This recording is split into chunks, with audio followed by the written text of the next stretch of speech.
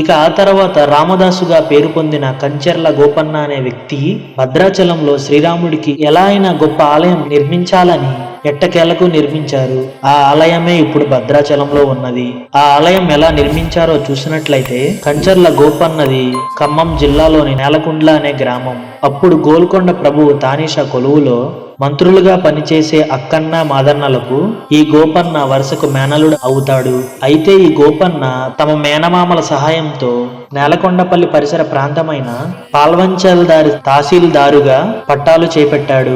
ఇలా ఈయన పదవిలో ఉన్నప్పుడే భద్రాచలంలో ఉన్న శ్రీరాముడు గురించి తెలుసుకున్న గోపన్న ఆయనకు పరమ భక్తుడిగా మారిపోయాడు. అయితే విగ్రహ రూపంలో వెలిచిన భద్రాచలం రాముడికి అక్కడ సరైన ఆలయం లేదని చాలా బాధపడ్డాడు. ఏదో ఒకటి చేసి ఆలయాన్ని కట్టాలని భావించి అప్పుడు అతను పన్నుగా వసూలు చేసిన ప్రజల డబ్బును 6 లక్షల రూపాయలని ప్రభుత్వానికి చేర్చకుండా రహస్యంగా ఖర్చు పెట్టి భద్రాచల శ్రీరామచంద్రుడి ఆలయాన్ని 1674లో కట్టించాడు.